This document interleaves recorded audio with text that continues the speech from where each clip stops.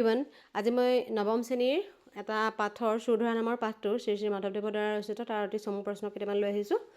এইকেইটা এই পাঠৰ অনুশীলনৰ প্ৰশ্ন নহয়, এইকেইটা এক্সট্ৰা প্ৰশ্ন পাঠৰ ভিতৰৰ, গতিকে এনেকুৱা কুৱেশ্যনবিলাক অহা পৰীক্ষাত দেখা পোৱা যায়। ইয়াৰ প্ৰথম কুৱেশ্যনটো হৈছে মাধৱদেৱ কাৰ শিষ্য আছিল? মাধৱদেৱ শংকৰদেৱৰ শিষ্য আছিল। 2 নম্বৰ কুৱেশ্যনটো হৈছে মাধৱদেৱৰ কিমান চনত আৰু ক'ত জন্ম হৈছিল? মাধৱদেৱৰ লখিমপুৰ জিলাৰ নাৰায়ণপুৰৰ লেটেকুপুখুৰীত 1489 চনত জন্মগ্ৰহণ কৰিছিল। চুৰধৰা কি? চুৰধৰা হ'ল মাধৱদেৱৰ ৰচিত এখন ঝুমুৰা।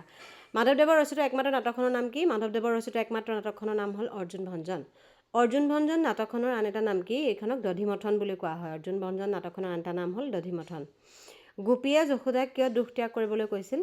শ্ৰীকৃষ্ণই লবণু খাই মনৰ আনন্দত নৃত্য কৰি থকা দেখি কৃষ্ণ কুশলে থকাৰ খবৰটো দি গোপীয়ে যশোদাক দুখ ত্যাগ কৰাৰ কথা ত্যাগ কৰিব কৈছিল। লবণু ভোজন কৰি শ্ৰীকৃষ্ণই আনন্দত কি কৰিছিল? লবণু ভোজন কৰি শ্ৰীকৃষ্ণই আনন্দত নৃত্য কৰিছিল, মানে নাচিছিল।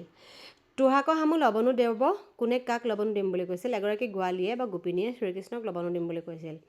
যশোদাই গৈ কৃষ্ণক গোপীসকলৰ মাজত কি কৰি থকা দেখিছিল? যশোদাই গৈ শ্ৰীকৃষ্ণক গোপীসকলৰ মাজত নৃত্য কৰি থকা দেখিছিল।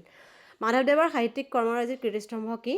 মাধৱদেৱৰ সাহিত্যিক কৰ্মৰাজিৰ কীৰ্তিস্তম্ভ হৈছে নামঘোষা, আৰু এই কুৱেশ্যনটো আহি থকা দেখিবলৈ পোৱা যায়। আৰু এতিয়ালৈকে যদি তোমালোকে মোৰ চেনেলটো ছাবস্ক্ৰাইব কৰা নাই তেনেহ'লে ছাবস্ক্ৰাইব কৰি দিবা, আগলৈ এনেধৰণৰ গুৰুত্বপূৰ্ণ ভিডিঅ'সমূহ পাই থাকিবৰ কাৰণে। এতিয়া আমি যাওঁ নেক্সট কুৱেশ্যনটোলৈ।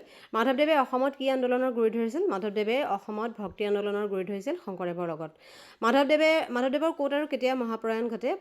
1596 চনত কোচবিহাৰৰ ভেলাদাঙ্গাত মাধৱদেৱৰ মহাপ্ৰয়াণ ঘটে। ইয়াৰ পিছত আহিলে চমু প্ৰশ্ন দুটামান আছে। এটা ঝুমুৰা কি?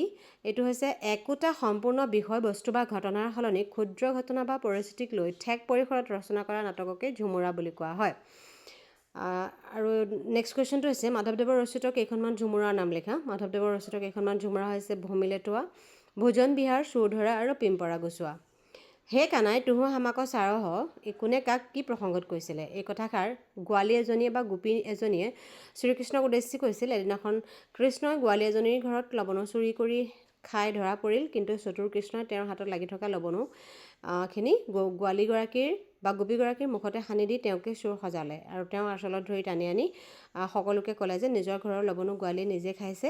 এই কাৰ্যত লাজ পাই গোৱালীগৰাকীয়ে তেওঁক এৰি দিবলৈ এই কথাষাৰ উল্লেখ কৰিছে।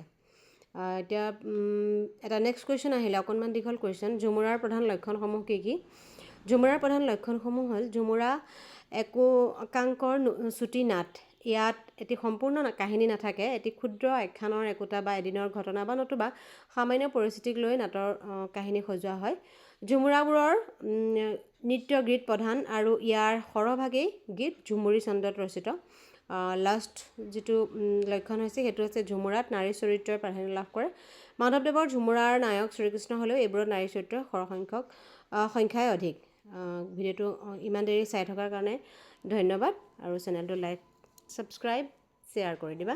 আজি ভিডিঅ'টো ইমানেই আছিলে।